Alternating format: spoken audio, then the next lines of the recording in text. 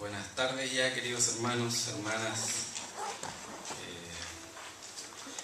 Primero que nada les traigo el saludo cariñoso de toda la comunidad Bautista Providencia, a la cual pertenezco y que estamos, y quiero que lo sepan, estamos orando por ustedes para apoyar el ministerio, para que la misión de Huechuraba crezca, se convierta en iglesia y podamos compartir la obra del Señor y los resultados. No siempre esperar el resultado, ¿verdad?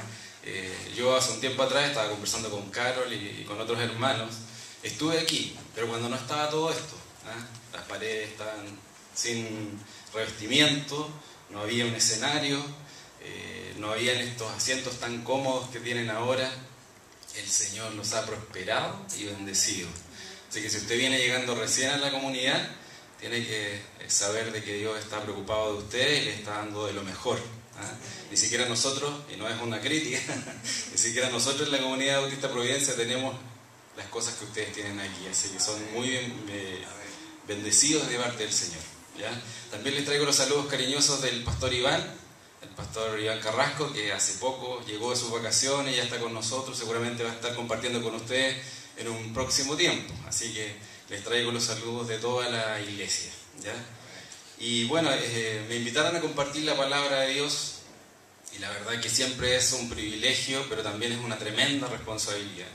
Y ustedes saben, los que les ha tocado preparar, digamos, una predicación, siempre el Señor nos ataca a nosotros primero, ¿cierto? Y nos da duro y después dice, bueno, ahora preséntalo a los demás. Entonces lo que les quiero compartir ahora, y los voy a invitar a buscar en la palabra de Dios, en el Evangelio de Juan, capítulo 15, versículos del 1 al 17, lo que queremos compartir hoy día, relacionado con algo que me sorprende. Nunca deja de sorprenderme cómo el Espíritu Santo de Dios va coordinando todo tan bien. Cantábamos de estar en la presencia del Señor, de amar al Señor, de permanecer en el Señor. Y lo que hoy día vamos a ver en el Evangelio de Juan, capítulo 15, versículos 1 en adelante, es una ilustración práctica de lo que eso significa. Entonces, yo voy a leer en la nueva versión internacional, pero usted sígame en su Biblia ahí, en silencio, digamos, en su lugar, y vamos a ir leyendo entre todos qué nos dice la palabra de Dios en este momento. Voy a leer, dice lo siguiente: Yo soy la vid verdadera, y mi Padre es el labrador. Todo pámpano que en mí no lleva fruto lo quitará, y todo aquel que lleva fruto lo limpiará para que lleve más fruto. Ya vosotros estáis limpios por la palabra que os he hablado. Permaneced en mí y yo en vosotros. Como el pámpano no puede llevar fruto por sí mismo si no permanece en la vid, así tampoco vosotros si no permanecéis en mí. Yo soy la vid, vosotros los pámpanos. El que permanece en mí y yo en él, éste lleva mucho fruto, porque separados de mí, nada podéis hacer. El que en mí no permanece será echado fuera como pámpano y se secará, y los recogen y los echan en el fuego y arden. Si permanecéis en mí y mis palabras permanecen en vosotros, pedid todo lo que queréis y os será hecho. En esto es glorificado mi Padre, en que llevéis mucho fruto y seáis así mis discípulos. Como el Padre me ha amado, así también yo os he amado. Permaneced en mi amor. Si guardareis mis mandamientos, permaneceréis en mi amor, así como yo he guardado los mandamientos de mi Padre y permanezco en su amor. Estas cosas os he hablado para que mi gozo esté en vosotros y vuestro gozo sea cumplido. Este es mi mandamiento, que os améis unos a otros, como yo os he amado. Nadie tiene mayor amor que este, que uno ponga su vida por sus amigos. Vosotros sois mis amigos, si hacéis lo que yo os mando. Ya no os llamaré siervos, porque el siervo no sabe lo que hace su señor. Pero os he llamado amigos, porque todas las cosas que oí de mi Padre os las he dado a conocer. No me elegisteis vosotros a mí, sino que yo os elegí a vosotros, y os he puesto para que vayáis y llevéis fruto, y vuestro fruto permanezca, para que todo lo que pidiereis al Padre en mi nombre, Él os lo dé. Esto os mando, que os améis unos a otros. Seguramente hemos leído muchas veces este pasaje, ¿verdad? Pero cada vez a mí me pega duro, ¿eh? Porque es algo, parte de la declaración del reino de Dios. Él está usando una ilustración muy especial. De hecho, el pasaje comienza con Jesucristo mismo haciendo una alusión a las viñas, ¿verdad? ¿Quién no conoce una viña? A veces usted ha estado sentado bajo un parrón, mirando las uvas cómo maduran, seguramente compartiendo un tecito, un mate, una comida casera en casa familiar, porque es parte de nuestra cultura. Era tan común la imagen del parrón, de la viña, de la vid en la cultura hebrea, que incluso se considera que el centro de origen de este fruto, digamos, de la vid, viene de ahí del Medio Oriente. No sé si lo sabía, pero el centro de origen de la uva está ahí en el Medio Oriente.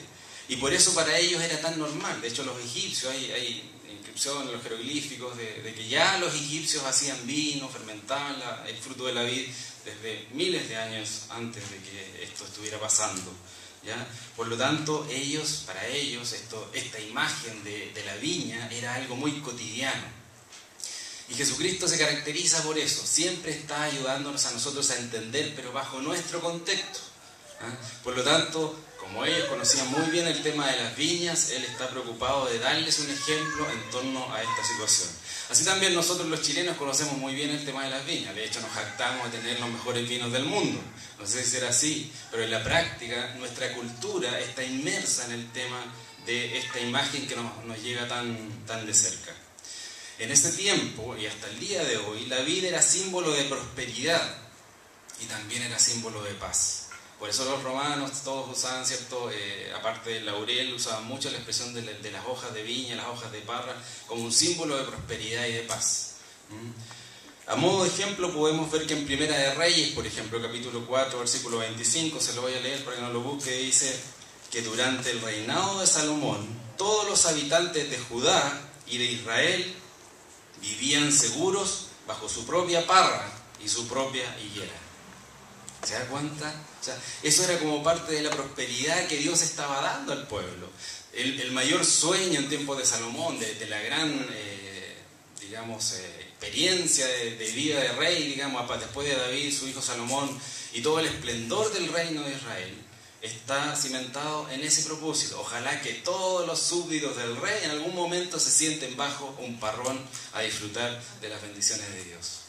Por eso es tan importante esta imagen que Jesucristo está haciendo, y Él mismo se considera como parte de esa vida, ¿ya? De hecho, cuando analizamos los evangelios y en general el Nuevo Testamento, vemos que alrededor de 5 parábolas de Jesús hacen referencia a las viñas y al cuidado de las viñas. Seguramente usted se está acordando de varias. Por eso es tan relevante cuando Él hace esta ilustración, momentos antes de ir al Calvario, porque estamos en ese contexto. Jesucristo está hablando a sus discípulos un poco antes de ir al Calvario y le está entregando esta imagen de la viña a sus discípulos. Lo que pasaba en ese tiempo es que se hacían terrazas en las laderas de las montañas. No sé si usted ha ido por aquí al Valle del Elqui, por ejemplo, donde son puros cerros, ¿verdad? Todo pelado. Y de repente una vez un mar verde entre medio de los cerros. Y uno dice, ¿pero qué es eso? Son vides que están ganándole al desierto el espacio para poder crecer y desarrollarse y producir fruto. Ellos elegían un pedazo de cerro, preparaban terrazas, despedraban, sacaban todas las piedras, preparando el terreno y plantaban las viñas. Y eso era algo muy especial, era lo que les daba el sustento, incluso les ayudaba a poder tener leña, porque ustedes saben que en el desierto, como no hay muchos árboles, ¿verdad?, es muy difícil conseguir leña. Bueno, la vid también les proveía de leña para poder subsistir diariamente. O sea, era el centro de la cultura hebrea, y por eso Jesucristo está usando esta imagen. Lo más que cuidaban esta viña era protegerla de alguna forma. Y aparte de que ellos instalaban casas en alto para poder, o arriba de los cerros, para poder mirar que la viña estuviera bien cuidada, además le hacían una protección alrededor. Eran setos vivos, eran muros de piedra que protegían la viña para que nadie fuera a usurpar el fruto que tanto les había costado plantar. Entonces nos damos cuenta de que esto era relevante para la cultura. Y de hecho las uvas, cuando una vez que eran cosechadas, eran llevadas a un lagar. El lagar era, nosotros podríamos decir, una especie de molino, ¿verdad? Un hoyo grabado en la piedra donde se ponían las uvas que habían sido cosechadas y ellos empezaban a pisar la uva, donde se extraía el zumo, ¿verdad? Lo guardaban y lo hacían fermentar para producir el vino, que era parte de la cultura hebrea. El vino era tan importante que incluso se usaba como moneda de cambio. En ese tiempo, que no habían tantas monedas y billetes como conocemos hoy día, ¿verdad? El vino se intercambiaba. De hecho, los cobradores, hasta los cobradores de impuestos, pedían una parte de las producciones de vino porque eso era parte, era como una moneda que se usaba en ese tiempo como un instrumento de cambio. Entonces, claramente vemos que el tema de la vid está atravesando tangencialmente toda la cultura hebrea, la familia, el sistema de vida. Era tan relevante entender cómo se producía este cultivo y qué hacía y cuál era la importancia del fruto, que era relevante para ellos entender el contexto. Y muchos de ellos, muchos de los discípulos, de los cercanos de Jesús, a quienes Jesús le está hablando en ese momento, eran trabajadores de viña y por lo tanto sabían muy bien de lo que les estaba hablando. Cuando una viña se volvía improductiva, y con esto voy a terminar el contexto para que ustedes más o menos entiendan de qué está hablando Jesús en este versículo, en este pasaje. Cuando una viña se volvía improductiva, después de años de haber estado produciendo y ya empezaba a decaer en su producción, entonces la viña se le abandonaba. Se le dejaba ahí, se iba a buscar otra, se cambiaba, se plantaba nuevamente otro terreno y empezaban a producir en otra parte. Por lo tanto, lo más común era abandonar la viña y cuando ya se secaba, se sacaban esos palos, se hacía carbón, se hacía leña y se quemaba todo el desecho, digamos, de la viña. Entonces, aquí estamos viendo cuál es el tipo de ilustración que está haciendo Jesucristo y por qué es tan relevante. De hecho, en el Salmo 80, y él como conocía la Escritura, está tomando también ilustraciones del Antiguo Testamento. Entonces, en el Salmo 80, versículos 8 al 19, claramente nos damos cuenta de que la vid simboliza al pueblo escogido de Dios. O sea, cuando Jesucristo está tomando esta imagen de la vid, en realidad nos estamos dando cuenta de que la vid es el pueblo de Israel. Y por eso Él está usando esta imagen tan importante. Ese pueblo al cual Dios había sacado de Egipto y había plantado en una tierra especial, en la tierra prometida. Y le había prodigado toda la atención necesaria para que produjera los mejores frutos. Ese era el pueblo de Israel. Y dice la Escritura en Isaías 5, 1 al 7, que en vez de dar mucho fruto, fruto dulce, abundante, jugoso, en vez de dar ese tipo de fruto, esa calidad de fruto, este pueblo dio uvas silvestres, dice Reina Valera. La NBI dice uvas agrias. Entonces, claramente nos damos cuenta de que no todas las uvas son iguales. No todas las vides parece que fueran tan productivas o fructíferas como debieran ser. El Señor se toma su tiempo, escoge una vid, la planta en una tierra especial, en la tierra prometida, y espera que dé fruto abundante, un fruto dulce, que sea agradable al paladar. Sin embargo, ese fruto ha sido agridulce, amarga la boca. Parece que hay algo que no está bien en eso. ¿Por qué pasan estas cosas cuando Él se preocupa de su pueblo de manera especial? Ellos eran los elegidos. Les voy a leer rápidamente algo del pasaje de Isaías 5, 1 al 7. Dice, está refiriéndose, es un pasaje profético, está hablando en relación a lo que va a hacer el Señor. Dice, cantaré en nombre de mi amigo, de mi amado, dice la Reina Valera, de mi amigo querido, una canción dedicada a su viña, a su pueblo, ¿verdad? Mi amigo querido tenía una viña en una ladera fértil, la cavó, la limpió de piedras y la plantó con las mejores cepas. Edificó una torre en medio de ella y además preparó un lagar. Todo lo que les expliqué al principio. Él esperaba que diera buenas uvas, pero acabó dando uvas agrias. Voy a decirles lo que haré con mi viña, dice el Señor. Le quitaré su cerco y será destruida. Derribaré su muro y será pisoteada. La dejaré desolada y no será podada ni cultivada. Le crecerán espinos y cardos. Mandaré que las nubes no lluevan sobre ella. La viña del Señor Todopoderoso es el pueblo de Israel, dice Isaías. Los hombres de Judá son su huerto preferido. Él esperaba justicia, pero encontró ríos de sangre. Esperaba rectitud, pero encontró gritos de angustia. Qué tremenda ilustración de lo que es el pueblo de Israel. ¿Y por qué el pueblo de Israel llega a esto? Saben que este es un pasaje profético, es una imagen profética de lo que va a pasar. El estado de apostasía de Israel, que vivimos hasta el día de hoy. Ellos aún siguen esperando al Mesías. Lo tuvieron enfrente, venía de su raíz, de la raíz de David, él estaba con ellos y sin embargo no le conocieron. Y aún esperan al Mesías. Entonces, cuando muchos dicen, pero Israel es el pueblo elegido de Dios, momento, el pueblo de Israel está en un estado de apostasía y en algún momento tiene que volver a reconocer al Salvador del mundo. Por lo tanto, en ese contexto nosotros tenemos que ayudar a que eso acontezca, porque esta es una visión profética, la llegada del Mesías, el reconocimiento del Mesías, la nueva venida del Señor. Por eso las cruentas luchas en Medio Oriente, ¿se dan cuenta? Porque es el estado de la viña que ha dado uvas agrias. Y por lo tanto, como no hay salvación, como el pueblo escogido se desvía del lugar que le corresponde, entonces hay algo por hacer. Y por eso Jesucristo aquí inicia el pasaje reconociendo de que Él es la vid verdadera. Ya no es el pueblo escogido de Dios, ahora es el mismo Hijo de Dios que viene a nosotros y se presenta a nosotros como la vid verdadera. Eso nos indica de que hay vides que no son reales, que no son verdaderas, que dan uvas agrias. Por lo tanto, yo les pregunto, ¿de dónde estamos tomando nuestra fuerza, nuestra raíz, nuestra fe? ¿Dónde estamos cimentados? ¿Dónde estamos plantados hoy día nosotros? Si yo les pudiera preguntar, ¿cuáles son sus raíces? ¿De qué cepa provienen? ¿Qué tipo de frutos están dando? ¿Son uvas dulces o uvas agrias? El Señor se presenta en este pasaje de Juan 15, identificándose en su verdadera naturaleza. Él es la vid verdadera. Y no es cualquier vid, es plantada por el mismo Dios, su Padre, que cumple el rol del labrador. ¿Se dan cuenta? Dios mismo es el dueño de la viña, el que pone todo el esfuerzo, la dedicación, el que sacó las piedras para que nosotros estuviéramos aquí hoy día. Y plantó lo mejor, la cepa mejor, y nos escogió a cada uno de nosotros. Y a los que andan por ahí todavía no se dan cuenta, pertenecemos a la vid verdadera. Jesucristo no es una vid silvestre nacida por el azar o por causas naturales o humanas, que debiendo dar buen fruto da uvas agrias.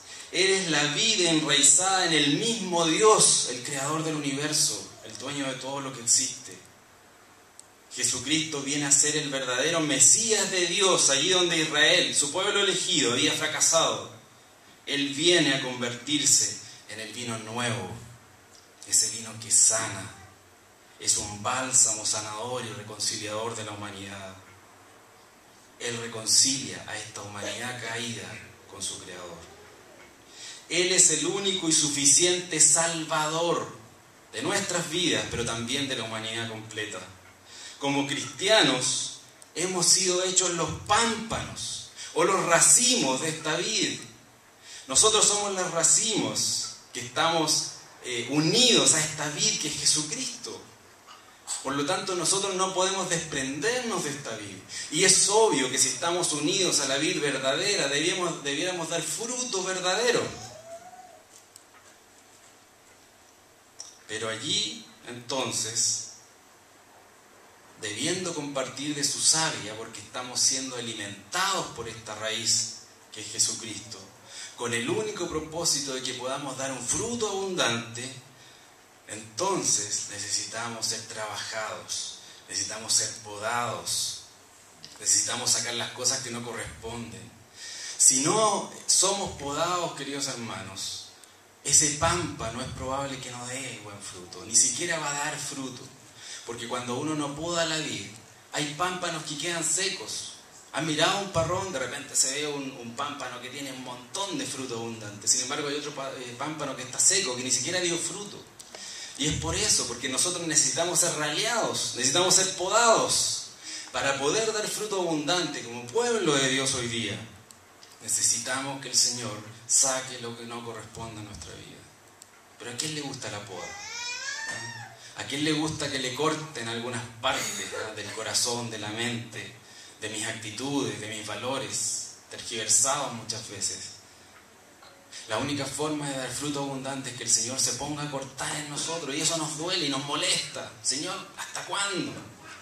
¿Por qué tengo que pasar por esto? ¿Por qué me vienen estas cosas a la mente? ¿Cuándo voy a poder madurar? Deja de trabajar conmigo. De repente uno hasta se enoja y se rebela contra la vida.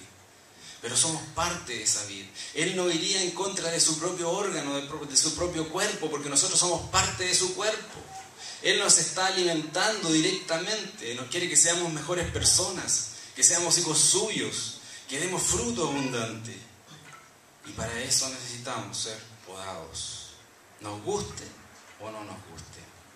Esa es la realidad de Dios.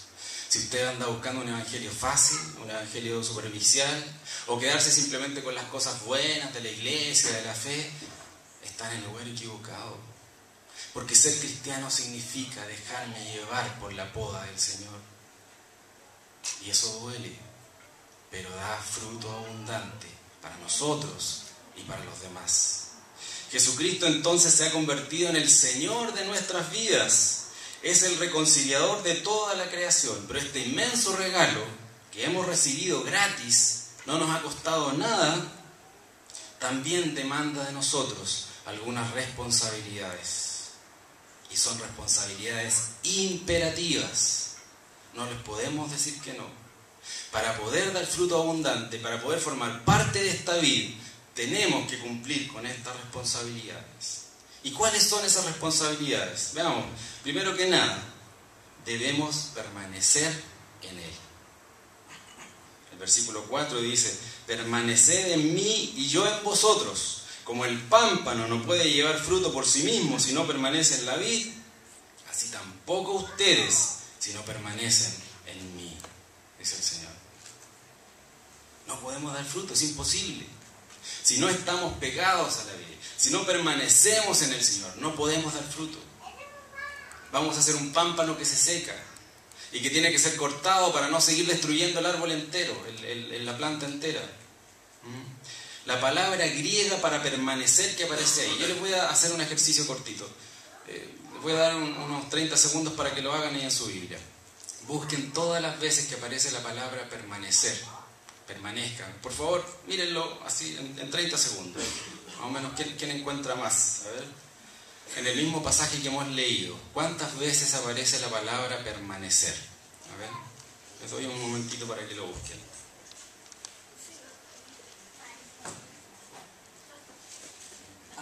Está acá atrás. Bueno, léanlo entonces. ¿Cuántas veces alcanzan a leer ustedes la palabra permanecer? 3 veces. Sigan leyendo hasta el 17. 4, por allá dicen 4. ¿Quién da más? 5. Bueno, lo voy a cortar para que no perdamos tanto tiempo en eso, pero más de 10 veces, queridos hermanos, en estos pequeños versículos, más de 10 veces aparece el verbo permanecer. ¿Y qué significa el permanecer? Que en griego es meno. Significa quedarse en. Aguardar con paciencia y perseverancia. Significa mantenerse firme. En otras palabras, debemos mantenernos firmes en la fe que hemos recibido sin importar cuáles sean nuestras circunstancias de vida. Permanecer en el Señor significa, y vuelvo a repetir, aguardar con paciencia y perseverancia, mantenernos firmes en el Señor. ¿Cuántas veces hemos renegado en contra de Dios? ¿Cuántas veces hemos criticado al Señor? ¿Cuántas veces hemos estado a punto de caminar por otras sendas? Porque estamos aburridos de esta poda, porque estamos aburridos del trato del Señor. Si usted no ha pasado por esas circunstancias, qué bueno. Pero dice la Escritura también que debe estar velando para no caer, porque a todos nos pasa en algún momento de la vida. Y en ese momento uno tiene que mantenerse firme. Uno debe permanecer en el Señor. Quiere que su vida sea fructífera porque puede ser fructífera, pero de frutos agrios. ¿Recuerda? No todas las vidas son verdaderas. Yo puedo tener muy buenos frutos en mi vida, que tarde o temprano van a terminar amargando mi corazón y mi mente. Frutos agrios de decisiones egoístas, por ejemplo, de vidas autosuficientes. Creemos que lo sabemos todo y que no necesitamos a nadie. De placeres hedonistas, andamos buscando lo fácil, lo superficial, lo entretenido. Hasta la iglesia es entretenida. No es algo que realmente me mueva y me conmueva, no, es entretenido ir a la iglesia. De sistemas de vida superficiales, exitistas según los parámetros del mundo. Soy exitista, tengo éxito porque tengo recursos, porque tengo dinero, porque puedo ir aquí y allá, porque nadie controla mi vida, porque yo me manejo solo, porque yo me lo merezco. Ese es el discurso que encontramos en la sociedad actual. Pero eso, queridos hermanos, es hedonismo, es placer fácil. No es una vida en comunión con el Señor. Después de todo esto, vamos a tener mucho fruto de seguro, pero nos va a quedar un sabor amargo en la boca y un vacío profundo en el corazón. Para ser pámpanos, racimos, realmente fructíferos, debemos permanecer en Él, mantenernos férreamente unidos a Jesucristo. Debemos tener comunión con Él. Y eso solo se logra pasando tiempo en la intimidad con el Señor. Con nuestros hijos nosotros decimos, si no importa la cantidad, importa la calidad del tiempo que pase con mis hijos. Sí, es verdad, pero es una gran mentira a la vez. Nuestros niños necesitan tener padres presentes, necesitan que los ayudemos a hacer sus tareas, necesitan que estemos con ellos cuando están tristes, necesitan que riamos con ellos cuando están contentos, necesitan que les demos otros panoramas. No basta con darle una hora cuando llego del trabajo. Nuestros niños necesitan presencia activa de los padres. Así también el Señor necesita presencia nuestra para poder crecer. Él no nos va a obligar a nada, ni a nadie. No nos va a meter a nadie en nuestra vida, no nos va a obligar como autómatas a seguir sus principios, sus preceptos. El Señor nos invita cordialmente. Es un caballero, pero requiere, para poder crecer, para poder desarrollarnos, para dar fruto abundante, requiere que pasemos tiempo en la intimidad con Él. Y tiempo de calidad, pero también de cantidad. ¿Cuánto estamos pasando en la presencia de Dios? No basta con la oración, Señor, ayúdame a que pase luego la micro. Claro, esa es dependencia, pero es una dependencia tan burda, tan simplona, tan sencilla. ¿Realmente estamos poniendo nuestras vidas en contacto con el Señor? ¿Realmente estamos dedicándole tiempo porque Él se lo merece o no? Nosotros decimos, claro, por supuesto que se lo merece, pero si consideramos en lo práctico, el Señor es nuestra última prioridad. Primero está mi trabajo, primero está mi vida, primero están mis proyecciones personales, profesionales, familiares. Bueno, después viene el Señor. Y no se trata de hacer el cambio. Ahora me convierto en un religioso y por lo tanto ahora no, todo Dios, aquí hablo de Dios, predico de Dios. Pero mi vida no muestra el fruto real de la presencia de Dios. Para ser pámpanos fructíferos, entonces tenemos que estar en intimidad con el Señor. ¿Y saben por qué es tan importante la intimidad? Esa intimidad que de las relaciones de pareja, por ejemplo. La intimidad es importante porque solo en la intimidad nos mostramos tal cual somos. No tenemos nada que ocultar. Solo en la intimidad nos podemos sacar la careta que mostramos en la oficina, que mostramos en el trabajo, que somos personas exitosas, que allá el Señor nos conoce perfectamente. No tenemos nada que ocultarle. Y aunque quisiéramos, de alguna forma, esa mentira se nos enrostra y nos damos cuenta y no tenemos nada que ocultar. Solo en la intimidad las apariencias engañosas no nos sirven de nada. Nosotros nos conocemos tal cual somos.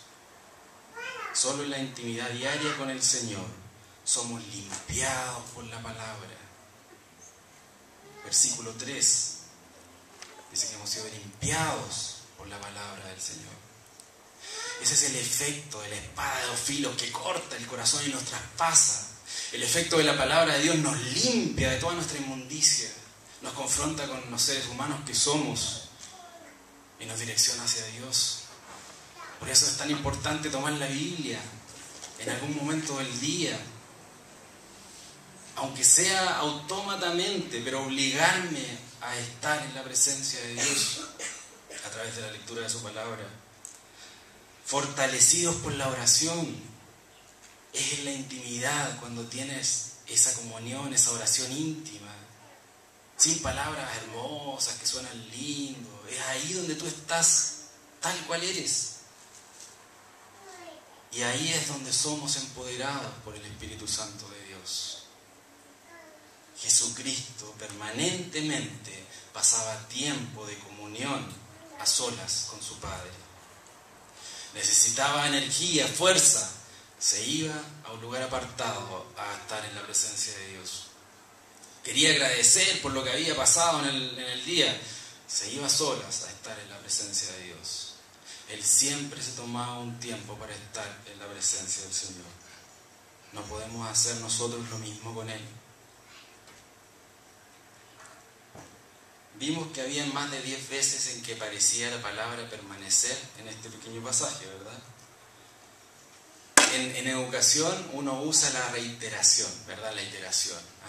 Si yo quiero que alguien aprenda algo y se le quede en la cabeza, y nosotros con nuestros hijos también, dijo, no meta los dedos al enchufe. Ay, por ahí ande. Hijo, no meta los dedos al enchufe. Hijo, no meta los dedos al enchufe. Hasta que al final el niño entiende, por las buenas, por las malas, porque basta que meta el dedo al enchufe y le dé un golpe de corriente, no va a meter más los dedos al enchufe. Pero lo otro es que nosotros se lo repitamos tantas veces que él realmente lo asuma como tal. ¿Por qué creen ustedes que Jesucristo en este pasaje repite tantas veces permanecer en mí, permanecer en mi amor, permanecer en el Padre, permanezcan en mí como yo permanezco en mi papá? Porque quiere que esto que es tan central en la vida del Evangelio se nos internalice en nuestra mente, se internalice en nuestro corazón. No basta con tener una vida de día domingo, una vida cristiana de día domingo. No basta con dar las gracias a la hora del almuerzo, de 11 en la casa y cantar un corito. Lo que el Señor quiere, aparte de todas esas cosas que son muy buenas, pero lo que el Señor quiere es que realmente tengamos una relación íntima de amor con Él.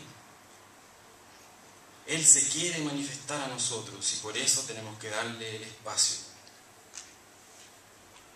Entonces, no esperemos tener una vida fructífera apartados del Señor. Permanezcamos en Él. La primera responsabilidad que tenemos. La segunda responsabilidad, que aparece un poco más adelante, dice que debemos guardar sus mandamientos para permanecer en su amor.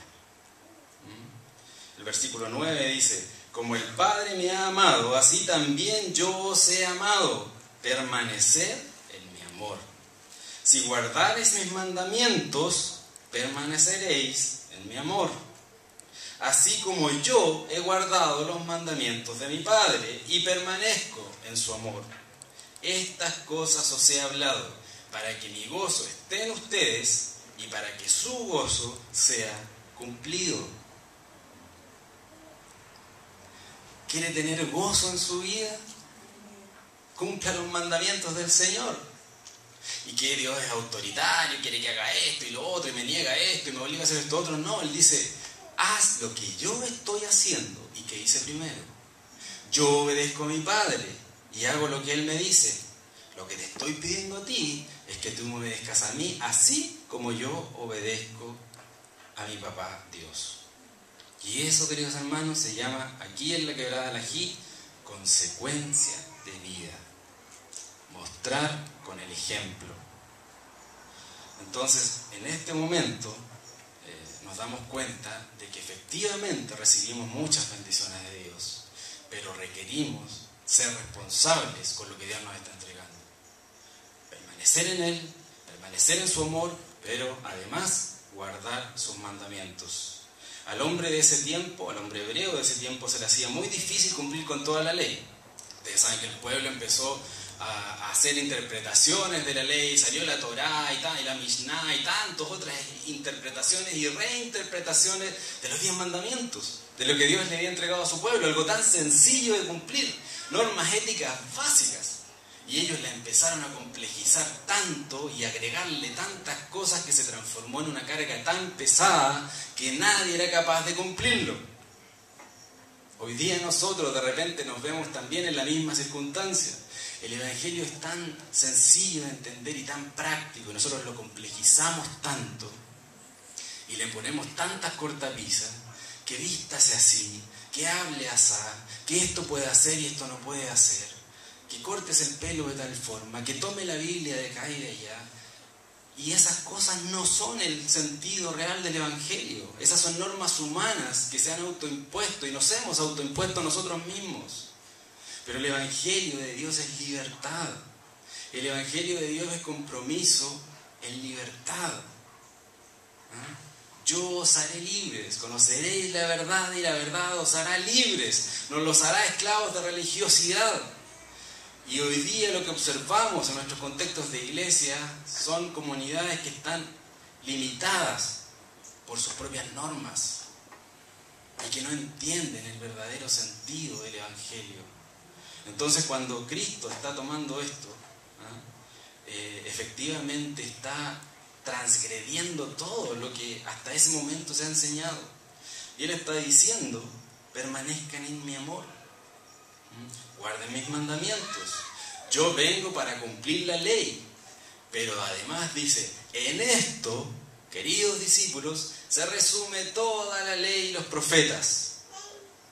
¿Cuál era ese mandamiento? ¿Recuerdan? Amarás al Señor tu Dios con todo tu corazón, con toda tu mente, con todas tus fuerzas, y a tu prójimo como a ti mismo. Eso es el centro del Evangelio: amar a Dios y amar a los demás. Y por consiguiente me amo a mí mismo. El Evangelio, queridos hermanos, es amor, es misericordia, es perdón, es restauración, no es juicio. Con la vara que medimos, seremos medidos nosotros mismos. Este es mi mandamiento, dice en el versículo 12, que os améis unos a otros, como yo os he amado. Él siempre poniendo el ejemplo en primer lugar. La norma del amor produce gozo en el corazón.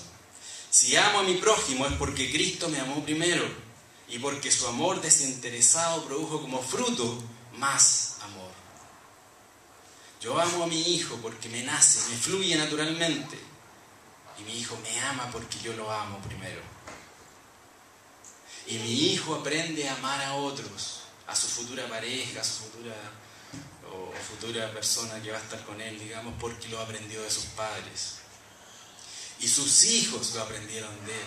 Y la norma del amor se multiplica y todos crecemos en este proyecto de vida, de amor, que es el Evangelio de Dios. Entonces no es la norma del juicio moralista la que debe regir tu vida, querido hermano, querida hermana, sino la norma del amor, de la misericordia y el perdón de Dios. ¿Quieres permanecer en el amor del Señor? Ve y reconcíliate con tu hermano. ¿Quieres permanecer en el amor del Señor? Perdona a tu hijo, ama a tu padre, muestra misericordia hacia tus enemigos. Ámate a ti mismo, porque uno de los grandes problemas de la sociedad actual es que uno ni siquiera se ama a uno mismo. Rígete por la norma del amor de Jesucristo. Solo así tendrás gozo en el corazón.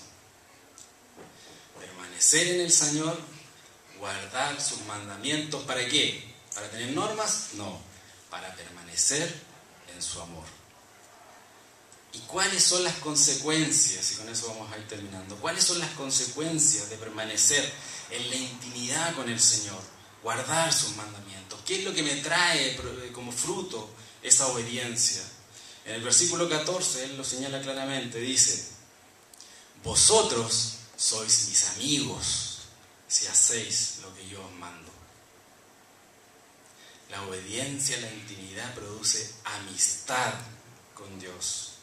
Ya no os llamaré siervos, porque el siervo no sabe lo que hace su Señor, sino que os llamaré amigos, porque todas las cosas que oí de mi Padre se las di a conocer. No me eligieron ustedes a mí, sino que yo los elegí a ustedes. Y os he puesto para que vayáis y llevéis fruto, y vuestro fruto permanezca, para que todo lo que pidiereis al Padre en mi nombre, Él os lo dé. Y uno dice: ¡ay, se cae el Señor! ¿Cómo yo le pedí esto y no me lo dio? ¿Ah? ¿Cómo yo le pedí que se cumpliera en este momento, en este tiempo y no pasó nada? Porque para poder tener esta promesa tan maravillosa del Señor, de que todo lo que le pidamos Él nos lo dé, requiere de ciertos prerequisitos. Y esos prerequisitos es estar en intimidad con Dios, estar en comunión con Él. Y la comunión significa amor profundo. Y el amor profundo me nace dar todo y no recibir nada. Y por lo tanto yo no voy a ser egoísta en mis oraciones. Voy a querer abrir mi corazón y mi mente hacia los demás, apoyar a la iglesia, compartir con los demás, pedir por mis hijos. Estamos siendo direccionados por el Espíritu Santo para orar en el Espíritu de Dios, no en nuestra propia carne. Y por lo tanto hay una gran diferencia ahí. Por tanto tenemos la promesa de Dios de que si estamos en comunión con Él y pedimos en la dirección del Espíritu, Él sí o sí va a cumplir lo que le pedimos.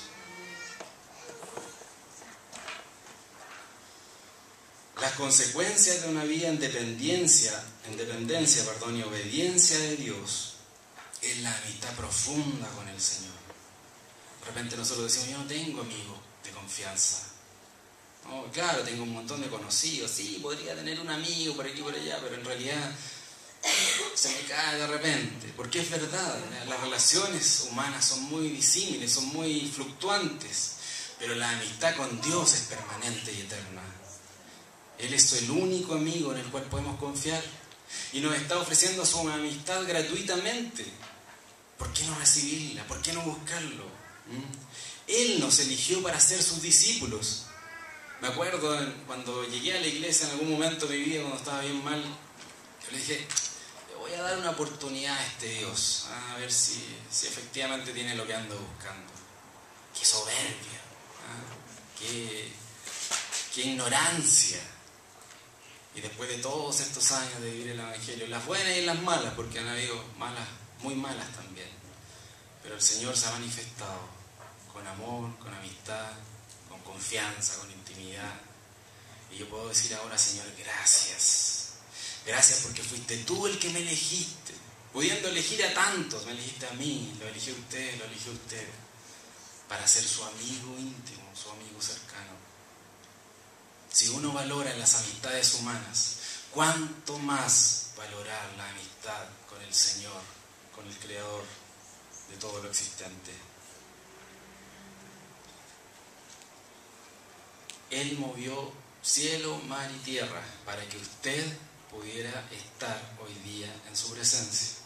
Él es el Señor de todo, lo llamó, movió a muchas personas para que de alguna forma la semilla que fue sembrada de múltiples formas en algún momento diera fruto y usted estuviera hoy día aquí. Sabemos que Dios no actúa por casualidades, sino por causalidades. La causalidad de Dios nos obliga, nos lleva, nos dirige, pero en amor y voluntariamente. De usted depende si le hace caso o no a Dios. De su propio ánimo, de su propia emoción, de su propia actitud y personalidad depende si quiere o no ser amigo de Dios. Él no lo va a obligar, pero está dando todas las opciones para que podamos ser considerados sus amigos. Entonces yo les pregunto, ¿realmente quiere ser amigo de Dios? Es un tema mayor. ¿Se acuerda cuando Jesucristo le preguntaba a Pedro, Pedro, ¿me amas? Y le volvía a repetir, Pedro, ¿me amas? Y seguía repitiendo la metodología didáctica, educativa de Dios, de Jesucristo, siempre repitiendo las cosas para reforzar lo importante. Entonces le pregunto hoy día, ¿realmente quieres ser amigo de Dios? Porque para ser amigo hay que estar en las buenas y en las malas. Debemos permanecer en Él, debemos ser discípulos obedientes. Muchas veces ir en contra de nuestros propios principios, de nuestras propias normas que hemos establecido, de nuestros propios deseos egoístas, para hacerle caso a Dios. Y eso es un sacrificio, pero no un sacrificio en amor. Él ya se sacrificó por nosotros. Nosotros, según Romanos, estábamos muertos en nuestros delitos y pecados. Y el Señor fue capaz de morir por nosotros, por usted y por mí, en la cruz del Calvario. Él ya hizo su parte. Más encima nos ofrece su amistad. ¿Quiere ser amigo de Dios? Cerremos nuestros ojos, vamos a orar al Señor.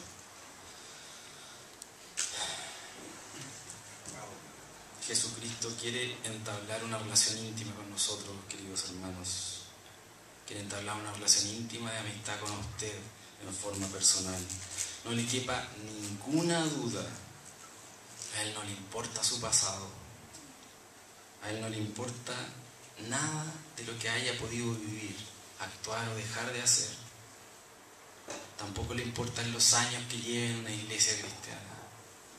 Él quiere tener realmente intimidad con usted. Quiere ser su amigo personal y cercano. Su amor es incondicional, por lo tanto no depende de nosotros. Entréguele su corazón, entréguele su amistad. Yo no estoy cuestionando si se ha convertido o no.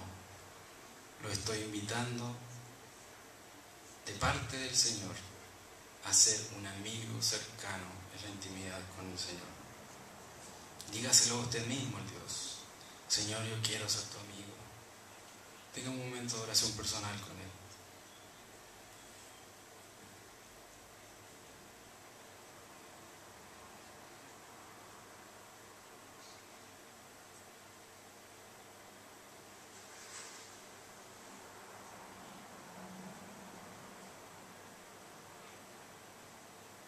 Padre Celestial, Señor Jesucristo, nuestro Dios, gracias porque te acercas a nosotros de manera tan clara, potente, amorosa, cuidadosa, Señor.